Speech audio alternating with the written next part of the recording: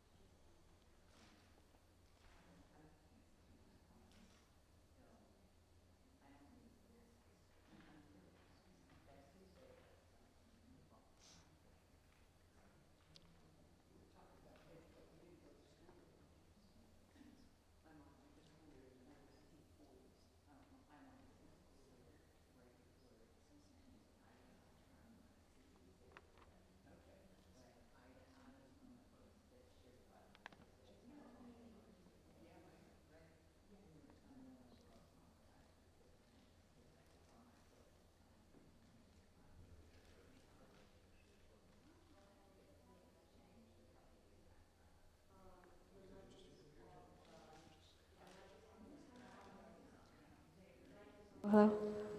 Yep. Okay.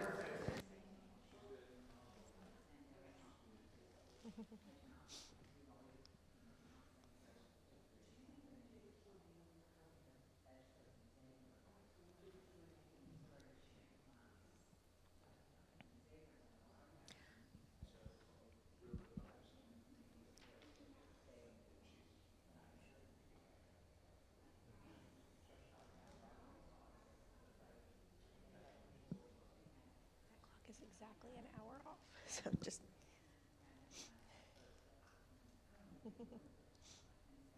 in case you look at it and you go, wait a minute.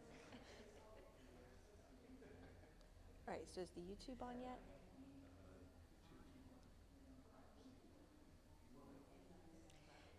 Good afternoon. If you are joining us online, we will be ready to start in just another minute.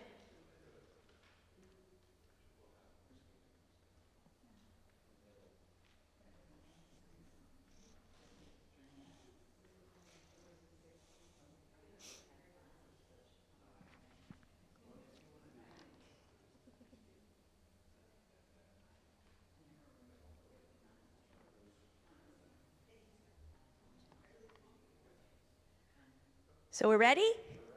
Good afternoon. Thank you for joining us. On behalf of the Friends of the Harriet Beecher Stowe House, we respectfully acknowledge that the ground on which we stand are traditional Miami and Shawnee lands. We extend our esteem and gratitude to the indigenous people who call this place home. Welcome to the Harriet Beecher Stowe House here at the First Unitarian Church and online. My name is Christina Hartlieb. I'm the Executive Director, and I would like to thank our lecture series sponsors, the Friends of Harriet Beecher Stowe House Board and the First Unitarian Church. We have several upcoming programs coming, so I'm just going to plug them briefly. Through April, we have Voices for Truth, Poetry to Resist and Uplift. That's our John Getz series, and that's on Wednesday, April 3rd. We have a walking tour of abolitionists and African Americans in Walnut Hills. That's on Saturday, April 6th. A walking tour that is African American history along the riverfront, and that will take place on Saturday, April 13th. And then our semicolon book discussion, The Shaping of Black America, which was illustrated by Charles White, a recent Cincinnati Art Museum exhibit that showed that. And the discussion facilitators for that are our own Ann Buning, who just walked in, and Kareem Simpson from the Taft Museum of Art. And that will take place on Saturday, April 27th. So check out our website for additional information and to reserve your spot for any of these great programs.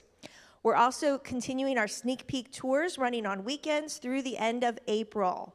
Look for our grand reopening and housewarming events in July. So now I'm going to introduce our speaker for today, Professor Ping. Dr. Laura Ping is an assistant professor of U.S. history with a PhD from the Graduate Center, City University of New York, where she specialized in U.S. cultural history, material culture, visual culture, fashion, and gender. She teaches courses on U.S. immigration, the long civil rights movement, public health, gender, sexuality, and the U.S. Civil War.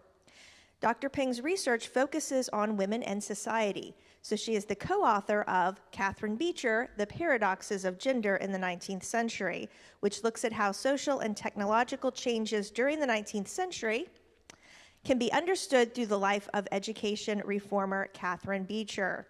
And Dr. Ping's current book project, Beyond the Bloomer, Fashioning Change in 19th Century Dress, analyzes how American women used fashion as a political symbol prior to gaining the right to vote. So we're going to listen to her presentation, and then we'll have question and answer time. So thank you, and welcome to Dr. Ping. Okay. Good afternoon. Is the microphone okay? Okay, excellent. New technology for me. So I want to just say a little bit about this particular book before I talk about Catharine Beecher. I came to Catharine Beecher through my fashion studies. So my dissertation research was on 19th century dress reform, which is quite simply women in pants. So when did women start pushing back against corsets? When did they decide wearing pants was both a political tool, but also just a convenient idea? And Catharine Beecher is someone, as an education reformer, who was a huge proponent of physical education for women. And so she pushed, at least in certain circumstances, wearing pants for exercise. And my friend Cindy Lobel, who was a wonderful historian in New York City, knew that I was studying that element of Beecher, and so she asked me if I would co-author this book with her. So that was a great honor.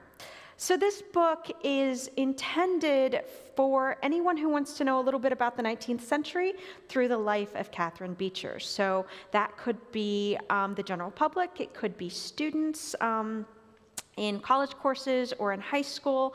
What we really wanted it to do was to let people know who Catharine Beecher is. She's perhaps, of the Reform siblings, the least well-known. But also help people understand all of these massive changes that are happening in the 19th century. And we thought her life was a perfect lens to understand that through, because Catharine Beecher is born in 1800, and she dies in 1876. So when she is born, that's the same year Thomas Jefferson's elected president. And he rides a horse when he wants to visit friends or go on errands. And in 1876, when Catharine Beecher dies, the railroad is how people are going to be getting around the country, and slavery has ended. And women have a lot more rights than they would have when her mother was alive. So she's really the perfect subject to understand all of these massive changes, but she's also a conservative woman. So I'm not sure how we're doing with the PowerPoint. We're going to go back and forth, yes. Okay, so when we think of conservative women, perhaps we think of some of the women up on the screen, but maybe we don't think of Catharine Beecher. And I think that sometimes when we study women's history, we also tend to think of women that are radical, not necessarily women that are conservative. And there's a lot of value in studying conservative women and their political positions, and what they're trying to say about women's lives to the other women in their generation. Now, who was Catharine Beecher? In Litchfield, Connecticut, or not Litchfield, Guilford, Connecticut, which is one of the towns in which the Beecher family lived, there's a plaque where their house stood, and it lists out all the Beecher famous reformers by name, and it skips Catharine. And that's always bothered me, right? It says, you know, this is where Lyman Beecher lived. He's the father of Henry Ward Beecher and Harriet Beecher Stowe, and Catharine's just not included. So who was Catharine Beecher? Well, she was an early women's rights advocate, even though she was conservative. And so we're going to explore that a little bit today. She was also an education reformer. And so some of her philosophies, some of her methods for teaching, we still use in the classroom today. And she was also a member of the very famous Beecher family. So Lyman Beecher, the father, was a minister. Incredibly famous in his time for being part of the Second Great Awakening. Her sister Harriet Beecher Stowe wrote Uncle Tom's Cabin, which was by far one of the most popular and famous books of the 19th century.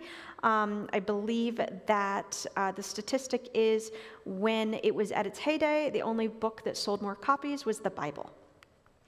Henry Ward Beecher, who was a celebrity minister in the 19th century, so incredibly famous, as famous as any of the 20th century televangelists that we're familiar with now. And then Isabella Beecher Hooker, who was involved in the suffrage movement. But Catharine's the oldest. And so in part, I think some of her conservatism comes from that role as the oldest child. So I'm going to start with just some of the biography of the Beechers. There's lots of kids in the Beecher family, as we can see. Let's see. Yes, Catherine is, can you see?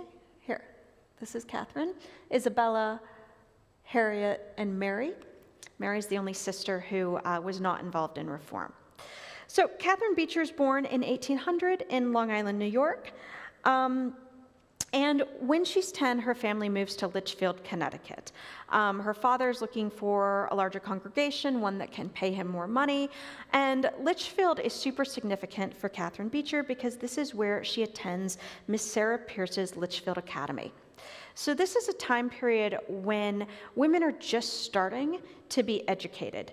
Women in the 18th century might have been literate, right? They definitely would have been able to read the Bible. Women of means could have corresponded, but education after the American Revolution becomes all the more important because there's this argument that women need to be raising good patriotic sons, and women come back to kind of the people who are suggesting this, and they say, how are we supposed to do that if we don't have equal education to men? So Catharine Beecher, as a girl, is privileged enough to attend this school that's rather progressive. And she attends until she's 16 when her mother dies. And when her mother dies, she leaves school and raises her siblings for a year until her father remarries. And it might seem a bit harsh, right, that her father remarries within a year, but this is something pretty common in this time period. Some of it, I'm sure, was about loneliness, but some of it's about practicality, too. Lyman Beecher has a house full of children and no one to take care of them.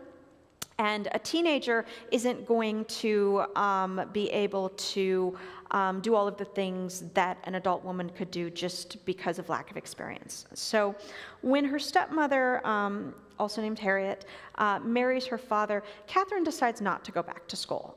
She ends up continuing to stay home. And as a young woman, she meets a man named Alexander Fisher. Now, Fisher was a theology professor at Yale. Initially, they hate each other, but over the course of time, they begin to correspond and end up becoming engaged. And Catharine can really see this life for herself, much like her mother's life. She's going to get married, she's going to become a mother, but sadly, Alexander Fisher dies before they can be married at sea. And so when she's 22, Catharine is faced with this decision. Is she going to grieve Alexander Fisher and then continue to pursue being a wife and mother, or is she going to remain single and have a career? And she makes a very firm decision. She's not going to get married. And this is one of those moments where her correspondence doesn't really tell us all the things we want to know, right? Is it because she's so heartbroken over her fiance dying? Is it because she didn't really want to get married in the first place? We don't know. But she makes it very clear in her writings that at that moment she decides she's going to dedicate herself to career. And her career is educating women. And so she moves to Hartford, Connecticut, where she opens the Hartford Female Seminary. So this is a girls' school. Now, education for women at this time period is not consistently lagging behind men, right? Women can take math classes, they can take science classes, they're definitely going to take English, they're definitely going to work on penmanship. But one of the things that Catharine Beecher opposes is what historians call the decorative arts. And so this is a portion of a woman's education that is intended to help them get a husband. It's learning how to dance, it's learning how to sing, it's learning how to sew. And Catharine really wants to make sure that women's education is equal to men's. And so this is her goal with the Hartford Female Seminary. She starts out with 7 students. In 3 years, she has 100 students. And in teaching these students, she's also teaching herself, because there aren't any teacher training programs at this time period. So what she's doing is she's taking lessons from her brother Edward in the morning in Latin and geography and any other advanced subjects she doesn't know. And then she's teaching it to her students and her teachers in the afternoons. So she's teaching 8 classes a day, which is incredibly rigorous.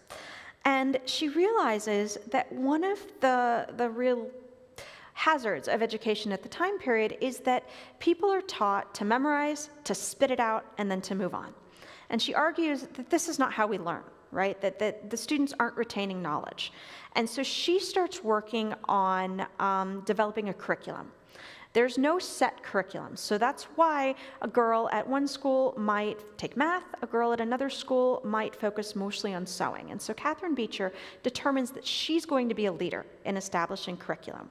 And she wants analysis to be a big part of this curriculum. So she brings maps into her classroom, she brings the globe into her classroom, and she wants to teach students to work through problems, to understand why things happen, instead of just memorizing things and moving on.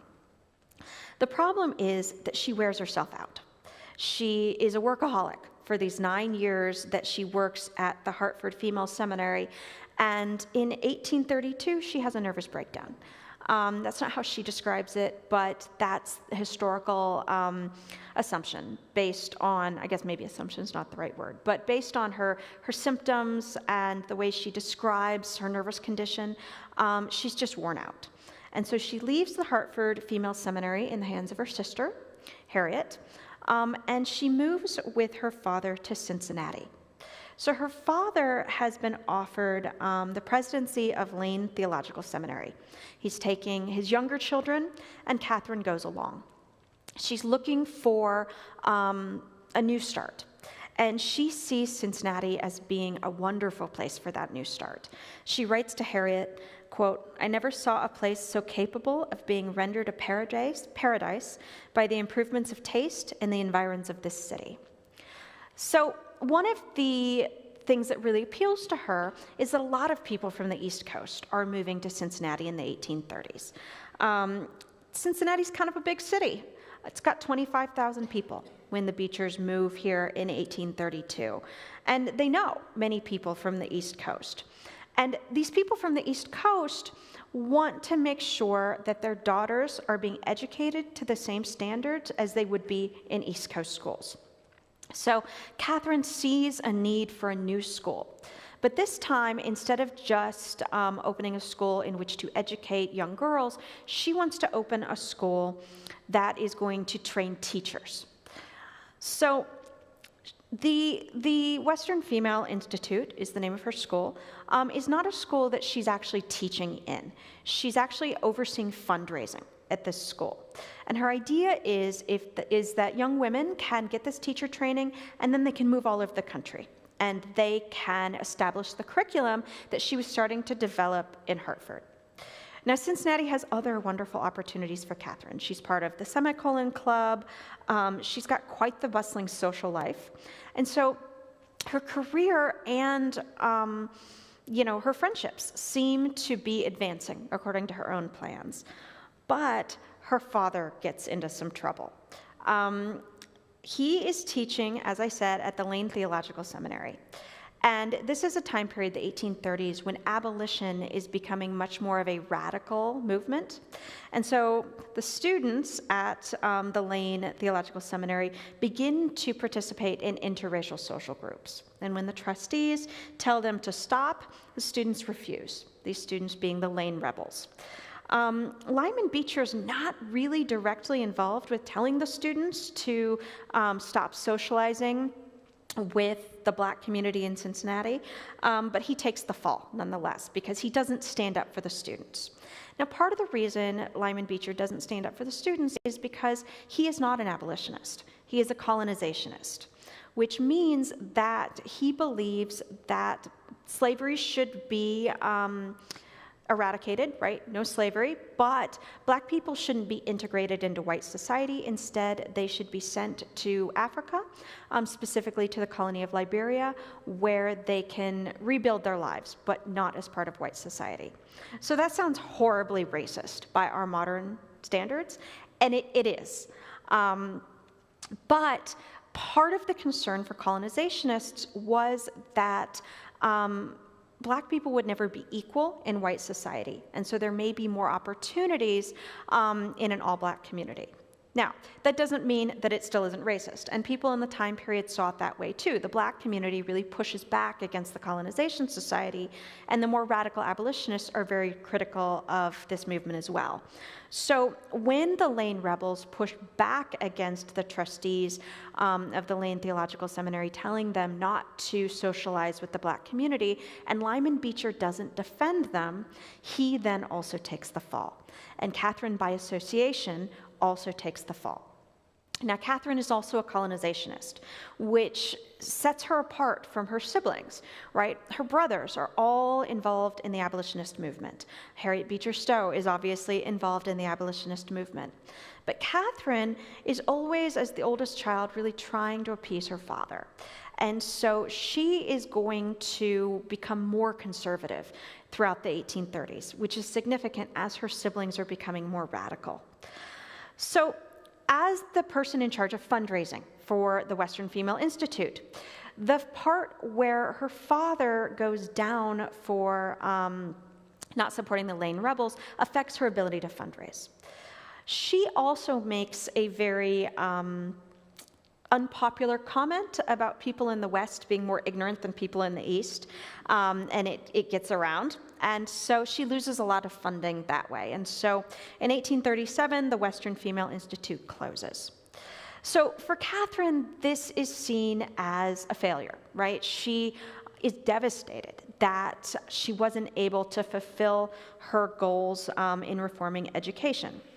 And this is a period in which her teaching career takes a pause. She's not able to get another teaching job, she's burned out, and so she's not sure what to do next. And politics finds her. So this is the same time period, the early 1830s, when Andrew Jackson is president, and Andrew Jackson signs the Indian Removal Act, which is going to remove indigenous tribes from the Southeast and remove them to reservations in the Great Plains. And Catharine leads a group of women petitioners in opposing the Indian Removal Act. So she does so anonymously, because she's aware that there's going to be a political backlash and she doesn't want anyone to know her name. But she's able to get 1,400 women from around the country to sign a petition against Indian removal. So this is how women are politically active in the 1830s, right? They can't vote, they can't sit on juries, but they can sign petitions. But Catharine doesn't see the amount of women she's able to organize as a success. What she focuses on instead is that the petition fails to have any effect on the Indian Removal Act. It passes anyways. And there's also a lot of public criticism for the women that signed this petition, and she takes this very personally. She's very sensitive. And this is a critical moment in shaping how she's going to view political activism for women for the rest of her life. She determines that this ultimate failure shows women shouldn't have any participation in organized politics. They should be in the home, which is contradictory to her idea that women should be teachers and her own focus on career. And this is really exemplified with a debate she gets into in the 1830s with an abolitionist named Angelina Grimke. So Angelina and Sarah Grimke are daughters of South Carolina slaveholders, and they hate the system. And so they move to Philadelphia, they join the Quakers, and they're famously some of the first women to speak before audiences of men and women. And Angelina Grimke writes a book called Letters to Christian Women of the South. And she's specifically directing it to the wives of slaveholders. And she tells them, you know, I know you can't vote, but you can explain to your husbands and your brothers and your fathers why slavery is wrong. And you can try to influence them to free their slaves. So she's asking women to put themselves into the realm of men.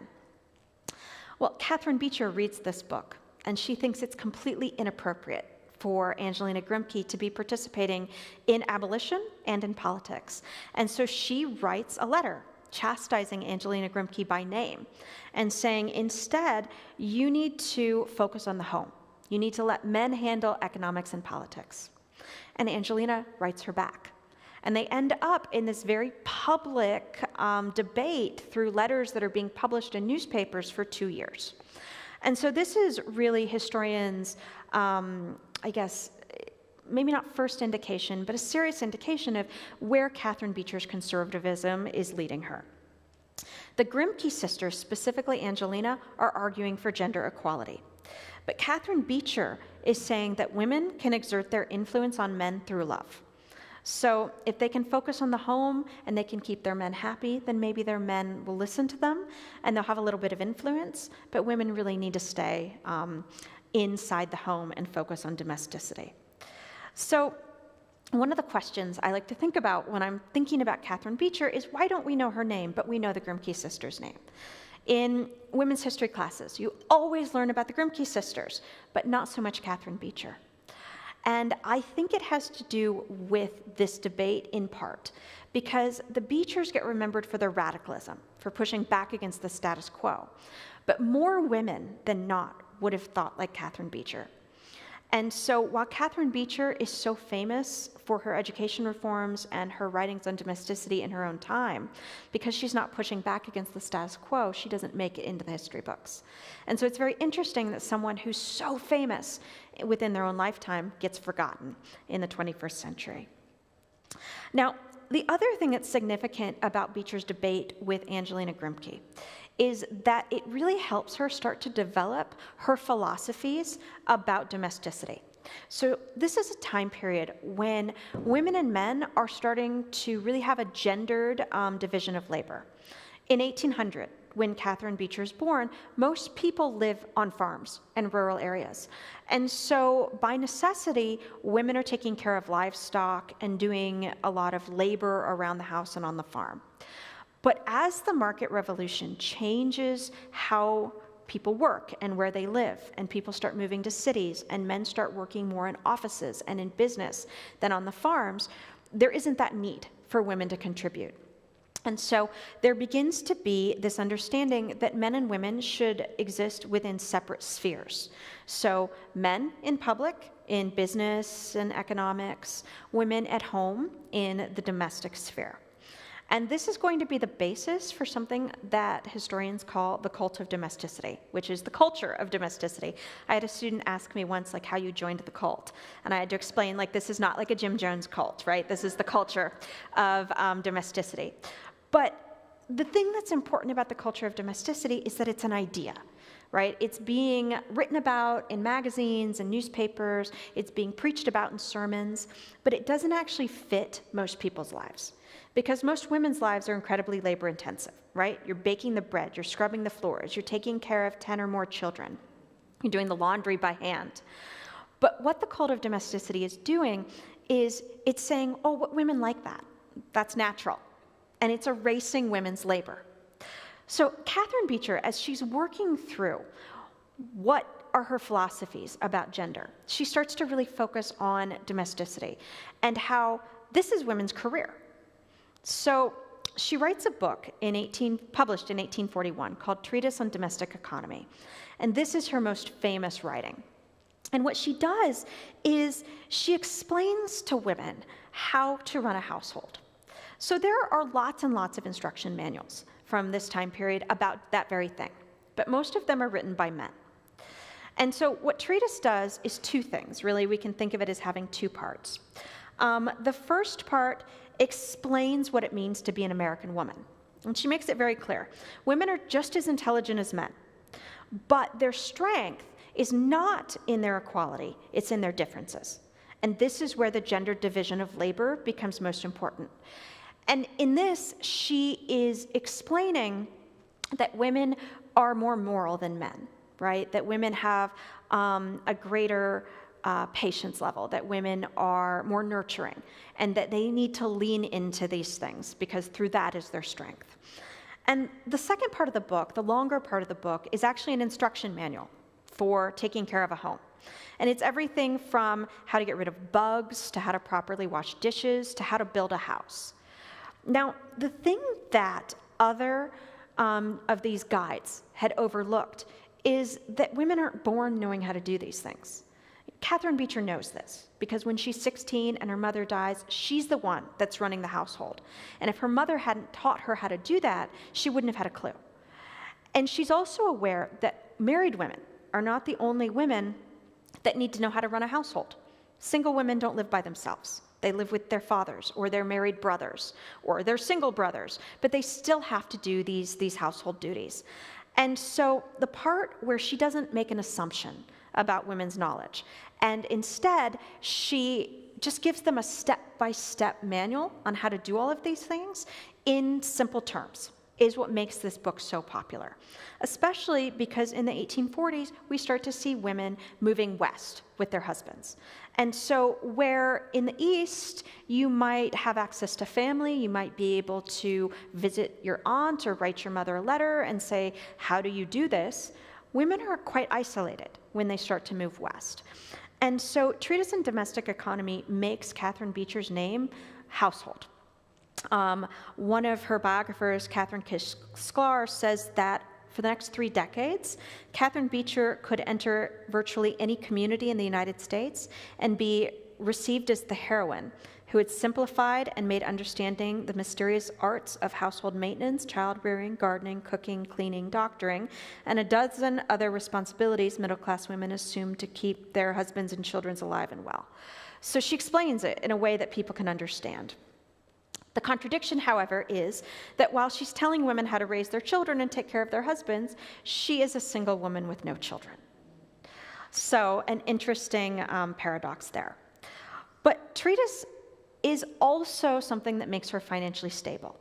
So while the Western Female Institute was a failure for her, and she hasn't yet been able to establish her curriculum, Treatise is so famous that it gives her the money that she doesn't have to work. She can just focus on her education reforms, and it also makes her so famous that she's now an authority on all things dealing with women. And so she's able to develop her philosophy that women should be the ones educating the nation. And this is timely, right? Because as people are moving to the cities and men are starting to work as clerks and lawyers and doctors in these more traditional or more professional fields as opposed to farming, they aren't going to be teachers, right? They're not taking teaching jobs. And so there's this demand for teachers. And she sees this as a way in which unmarried women can have careers and can start to be self-sufficient. So she has a national stage in which to preach her educational philosophies. And she begins to establish schools throughout the West to train teachers, Cincinnati having been her trial. So she's arguing in her educational philosophies that male leadership needs to give the teachers in the school, the female teachers, equal pay and also equal influence. So one of the things she pushes back against is that there would be a principal, a male principal, who makes all of the decisions. And the teachers in the classroom don't have a lot of say. Now, I would say, unfortunately, there's still these sorts of administrative differences between teachers and the people making the rules. But it's interesting that Beecher's using her fame just to push back against this male authority and to call it out. Now, her schools have varying levels of success. Some of them close pretty quickly. Some of them stay open for decades. And the thing that really holds her back is that often she's at the mercy of male trustees. And the male trustees don't share her philosophies about equality within the school, and they're also consistently worried about money. So she never has enough money for the plans that she makes for expanding schools, for training teachers. She wants to make sure that when women graduate from these teachers' institutes and they go to rural communities to work in one-room schoolhouses, that they're given some kind of stipend. because oftentimes women arrive and they find that the living conditions are not what was promised, or the school has no supplies, and they're using their own money to buy things. And Catharine Beecher wants that to be something that the schools themselves are paying for. So I have to say that's a little bit of a kind of a contemporary note too, that teachers are buying their own supplies. But you know, a lot of the resistance that she receives is from these male trustees. So Catharine ends up spending a lot of her own money to fund these things.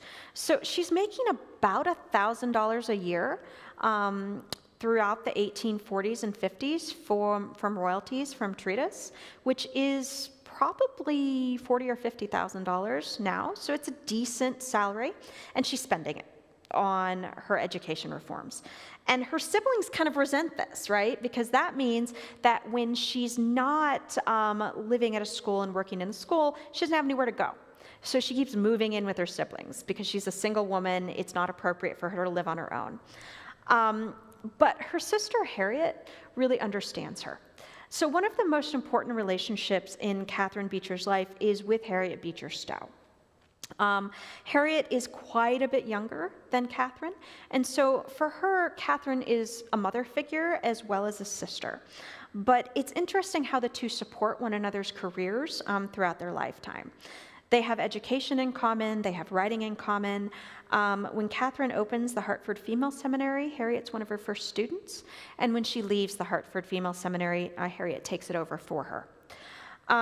They write books together throughout the 1830s, specifically educational books.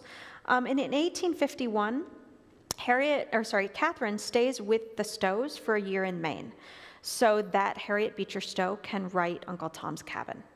So this is incredibly significant because Harriet has a bunch of little kids and a household to run. And her husband isn't necessarily saying, oh, honey, don't worry, I'll bake the bread while you go write your novel, right? She's able to write the novel because Catharine is staying with her and helping with those duties. Catharine doesn't necessarily have any impact on the actual writing of the book, but she's giving her sister the gift of time. Now, my understanding is they bicker the entire year too, and they drive each other a little bit crazy. They're also running a boarding house for students and running a school out of the Stowe home, so they're very, very busy.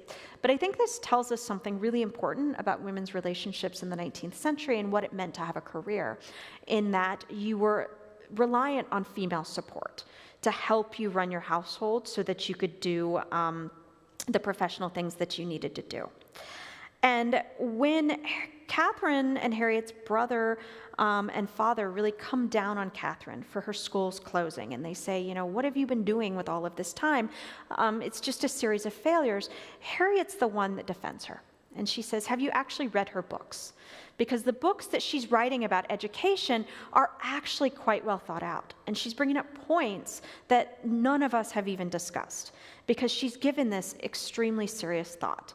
And so they defend each other throughout their lifetime. One of my favorite stories is that when Uncle Tom's Cabin sells 300,000 copies in the first year, Catharine comes to Harriet and says, you need to renegotiate your contract, because the publisher was getting 90% of the royalties.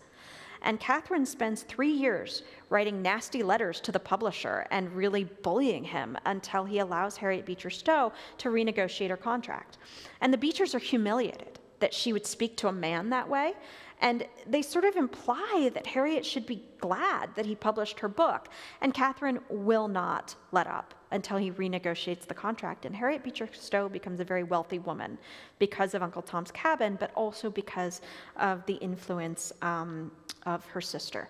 And so something they have in common is that while they both understand that men have more authority in society, in certain circumstances, neither of them want to put up with it, right? And they support each other in pushing back against male authority. Now, the irony of that is that Catharine Beecher is completely anti-women's rights. She in no way supports the women's rights movement. She is notably anti-suffrage.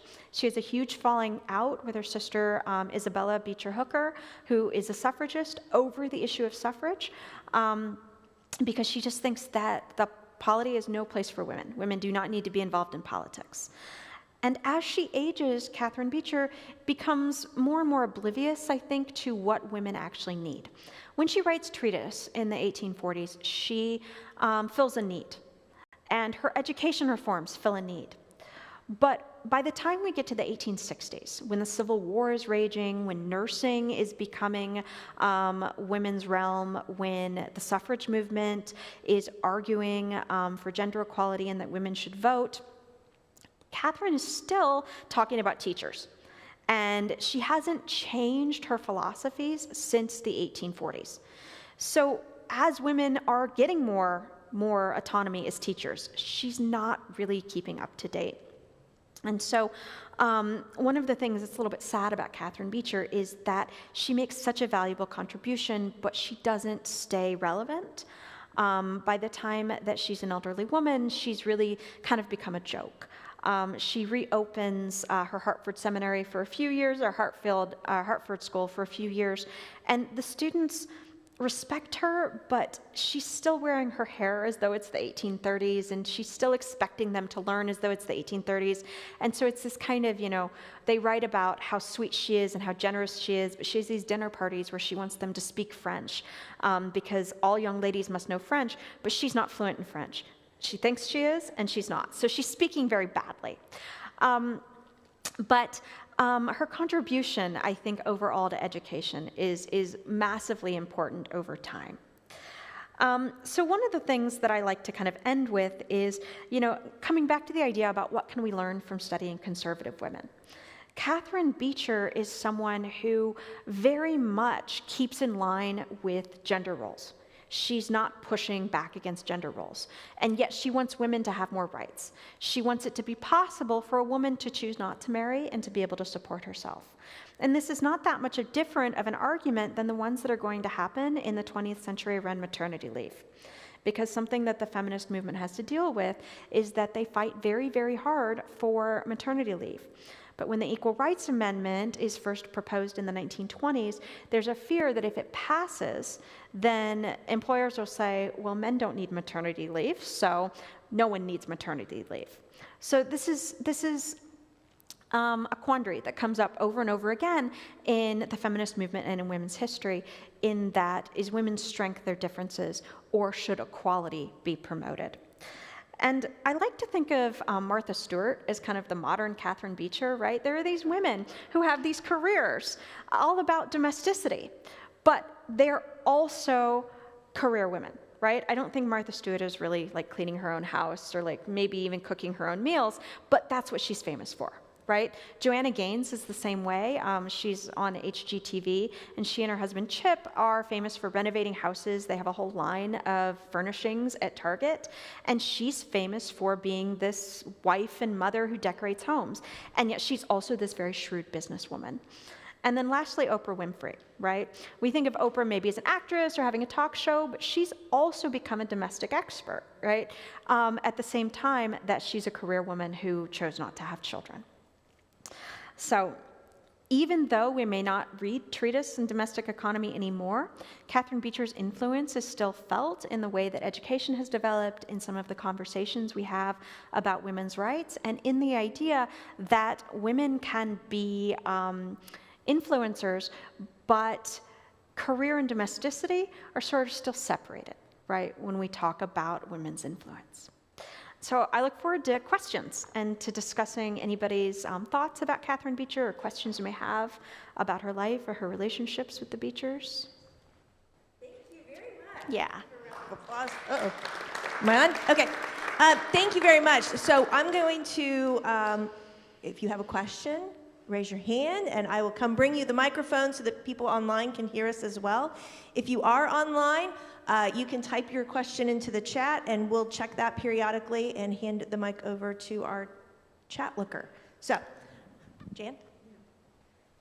I just wondered her year of birth and deaths. How long did she live? I think it's 1800 to 1876. 8. I always do that. For some reason, 6s and 8s get mixed up in my head. So yeah, 1878.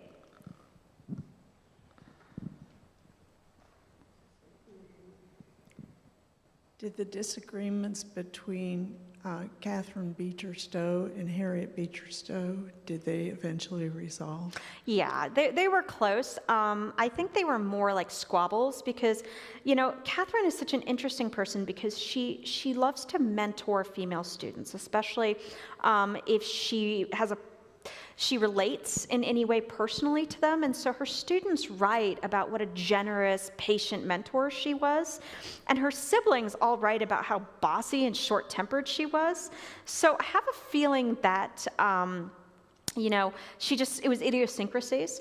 Harriet describes her as kind of being nervous and fidgety all of the time, and in addition to being bossy. She has some kind of other falling outs with other siblings. Like there's this one point where she's living with Isabella Beecher Hooker, and she kind of just writes a letter and says, I'm coming. She doesn't ask to be invited.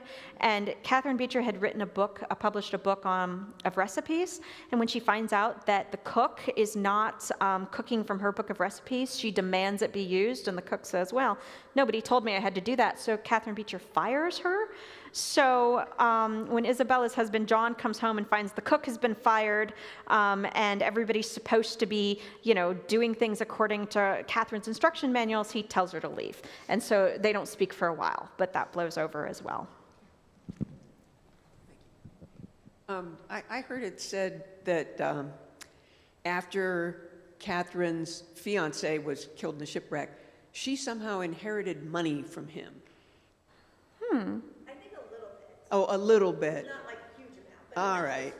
Well, because my question was going to be, what custom would lead a fiancé couple to have the guy leave the girl some money or the woman some money? But Oh, that's a good question. all right, look it up and get back with me. I'm not sure. I mean, he must have willed it. I know she goes and she spends. I think it was just a little bit Yeah. enough to like kind of get the school started in the first place. And I know she goes and spends time with his family after he dies. So. Well, I chuckled when you said that Martha Stewart is the Catharine Beecher of today, because at the Harriet Beecher Stowe House for years we've been telling people that that Catharine Beecher is the Martha Stewart of her time rather than the other way around. I had a lot of comments. My understanding was that one of the big reasons for the failure of the school in Cincinnati was the Panic of 1837. Yeah, that contributes as well. And, So, if you don't have donors, right, you don't have a school. And so part of it is the Panic of 1837. People just don't have money to give, right? And they're pulling their daughters out because they're not paying, tuition. As a matter of fact, Samuel Foote, her uncle, who was very, very wealthy, was bankrupted Right. at that time here in Cincinnati. So you talked about the Indian removal question, and I had the impression you were saying that took place after she came to Cincinnati, but I thought that was when she was in Hartford at the Hartford Seminary. So, yeah, I didn't do chronology super tightly because I don't want to get up here and just kind of spout a bunch of dates. I think that can be a little bit overwhelming. So the Indian Removal Act is passed, and I believe it's 1829, and 1831 is when she's doing the petitioning. So that would have been before Cincinnati, but my point was really more that she's traumatized by the kind of failure to petition successfully and the criticism that she's getting from the public in general about women having the nerve to petition. And so that affects her willingness to become involved with other social reform movements. I think that's a very good point, yeah. And one other thing, which is, I was reading the speech that Angelina Grimke gave in Philadelphia at the hall that was then burned down a couple of days later. And it was ironic because it pointed out that this was her last public speech because she had gotten married to Theodore Weld Yes. 2 days prior. Yes. So despite the fact that she had this public disagreement about women's role in politics, Angelina Grimke retired from public life. Absolutely. Yeah, it's very complicated because Angelina Grimke looks up to Catharine Beecher.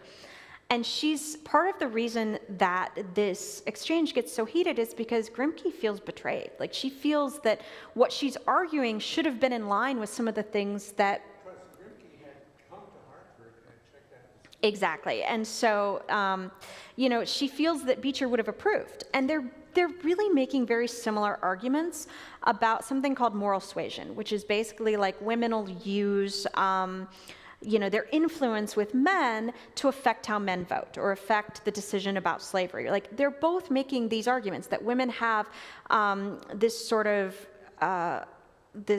influence with men, and that is one of their greatest strengths. But Catharine Beecher just cannot support abolition. And I think it's really the suggestion that women get involved with abolition that offends her, because she responds to Grimke in the beginning because she's trying to prove to a male friend that he shouldn't join the organized abolition movement. And so what starts out as trying to prove to a male friend that he shouldn't join abolition turns into this very heated debate with Angelina Grimke. And Grimke's hurt that Beecher's not supporting her. And yet, Grimke also gives up her career when she marries Theodore Weld. And she's very unhappy for, a lot of her life because of it, because she's regulated to this role as mother to many, many small children, and she doesn't have this public role anymore. So yeah, women's lives are complicated.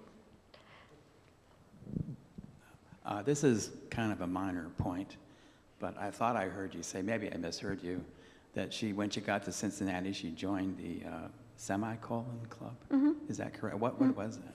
Oh, it was a writing club. Yeah, sorry about that. Harriet was in it as well. Yeah.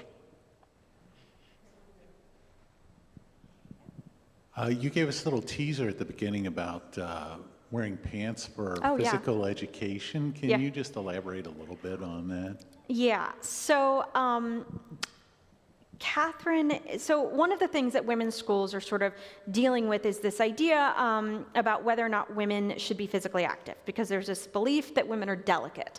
And so some of the early women's schools do actually promote walking. And so I think it's Emma Willard that has the girls like take 2-mile walks every day. And Catharine Beecher is greatly influenced by this. And so she gets really into calisthenics, which is sort of, by today's standards, would be like gentle aerobics. And so she thinks that you definitely need to get up from the desk, and you need to move, and you need to stretch. And so she wants to see gymnasiums built in the schools. And so she kind of draws this outfit that is like short pants and a short skirt. So it's sort of like harem pants and a knee-length skirt. And this is what women are going to exercise in, which is a very similar outfit to what dress reformers are going to propose women should adopt in lieu of the big kind of hoop skirts that women are wearing. And Beecher's not going so far as to say that women should dress like that all the time, which the dress reformers are. The dress reformers are saying, women are only perceived as weak because their corsets make them pass out, and, you can walk more easily if you aren't wearing a giant hoop skirt. Think of how hard it is to wear pants all the time. Beecher's saying, this should be situational, but she also argues that girls need to have physical strength to have mental strength.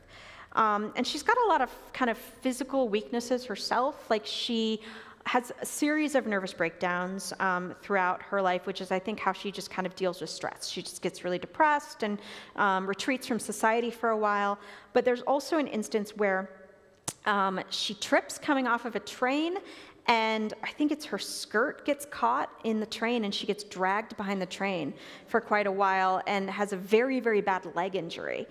So for her, like, being physical and exercising is about health as well. And so she writes these instruction manuals about how to keep schoolgirls healthy.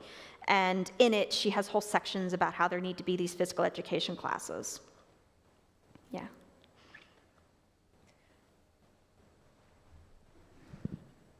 You said something about that she advocated for equal pay for women teachers. Mm-hmm. I've always heard the other way around, that she advocated for women teachers because you could pay them less. She does both. She's a series of contradictions. So I don't know that it would be like, maybe I misspoke. I don't know that it would be equal pay to men necessarily, but she is saying that they should get paid more, or she's not addressing it, right? So she's really touchy about money. When she's going in fundraising, she won't mention money, right? Because she doesn't want to alienate any potential fundraisers. But when she's arguing with the boards of these different schools, she's saying you need to pay these teachers more. So I do think you caught me and I misspoke. It shouldn't have been equal, it should have been pay them more. But she wanted them to at least have equal influence in how curriculums are developed. And as I said, one of her big kind of concerns is that these young women are traveling to these very rural communities on their own to be teachers, and the communities are not always upfront about the conditions, right? They might say, you know, we have this school ready to go, and we have a place for this young woman to board, and then you get there and there's nothing. And I know there's one situation too where a woman, she gets sick, and I can't remember exactly what she's sick with, but she can't work. So they're not, the teachers, like the school's not paying her, obviously, and Beecher wants to send her money to live on, and the board is kind of like, I don't think so. And so one of her platforms is that you can't just train these young women, and they're also kind of gearing this toward women that don't have family money, right? So working class women, you can't just throw them out into the world without some sort of support. Yeah, I think maybe I might have perpetuated this myth a little bit, just because when I talk about Catherine and the school, you know, teacher training, yes, but you know, the trustees of the colleges and you know, they're not really looking at paying women the same as men, because men have a family to support and women don't. Therefore, you know, I talk about that, but then maybe anyway. Okay, so I have a kind of a strange question. Okay. So in one of the opening slides, and it had, you know, picture of all the more modern conservative women, and I was struck by Phyllis Schlafly. Yeah. And so I'm thinking, you know, overall, Catherine and Phyllis are really not that different. Right. Because they're both like advocating for separate spheres. Mm-hmm. They're both advocating for the idea that women are, you know, the differences between men and women are important, and that women should take advantage of the differences that they have. Yes. But they're both women who are out in public, even though they're advocating for women to stay home. And Catherine doesn't have kids to take care of. Phyllis has kids, but she also has like a housekeeper and a sister-in-law that take care of the kids for her. So is there any like work or scholarship on comparing Catharine Beecher and Phyllis Schlafly? No, there's more work on the domestic comparisons. So, you know, the municipal housekeeping movement, and there's a book actually about Martha Stewart and Catharine Beecher. But no, there isn't anything, and I am always struck, you know, that I think Catharine Beecher would have agreed with Phyllis Schlafly when it came to like the draft, right? So Phyllis Schlafly thinks that if the is arguing that if the ERA passes, women will be drafted, and we don't want our girls going off to war. And I think that Beecher would agree with that. I think that, you know, that's exactly what she's arguing when she's saying, you know, women don't need to have the same rights as men. They're not actually going to gain anything. Interesting. But Margaret Sanger makes the same argument because she fights so very hard to get like certain medical privileges in the workplace, like maternity leave and those sorts of things. And she's arguing that if the ERA passes, then women are going to lose all of those health benefits in the workplace.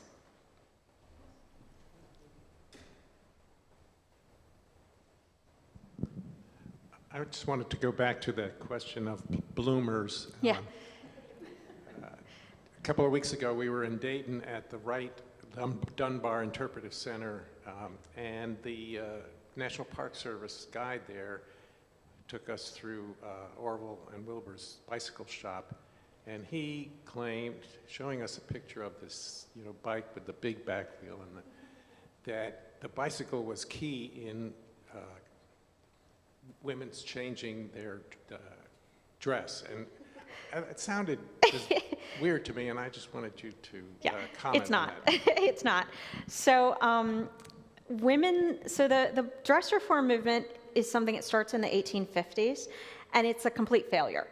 partially because the press makes so much fun of women, that the suffragists are like, this is detracting from what we think are more important movements.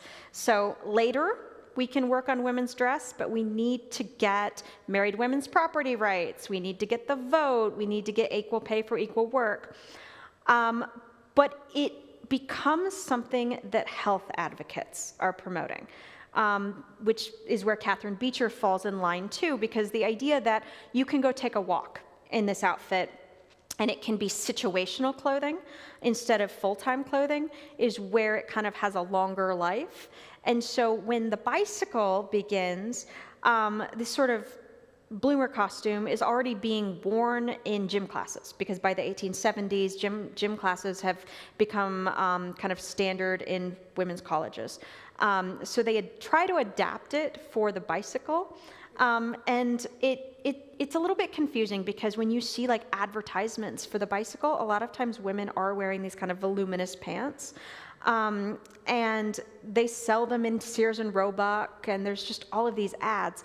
But from what I can tell, most women didn't wear them. The advertising is suggesting, but most women just wore kind of ankle-length skirts, something a little shorter so you didn't catch your skirt in the spokes or get it wrapped around the pedal. But what the bicycle does do is it gives women independence. So now you don't have to wait for some guy to come pick you up in the horse and buggy. You can get on your bicycle and you can go. And it's really being marketed toward women that have jobs or women that are attending college, because you can come and go as you please. And there's actually all of these hilarious criticisms from like the kind of elite that are worried that if their ladies' maids get bicycles, and then they get angry on the job, they can just walk off and go home easily, and like you won't be able to control your maid anymore. So, yeah. Oh, we have another question over here. Were there ever cases where women and men were in colleges together, integrated? Were there ever occasions where men and women were in the same college? Not in the 19th century, no. I think Oberlin was the first. And that would have been in the 19th century, but they had like 3 women, so. All right. Any other questions? Well, thank you so much for the presentation today, and thank you for answering all of our questions. We're going to give Dr. Ping another round of applause. And again, check our website for all the upcoming events, and I believe there's probably still snacks out in the lobby, so hang out for a little bit longer. Thank you again.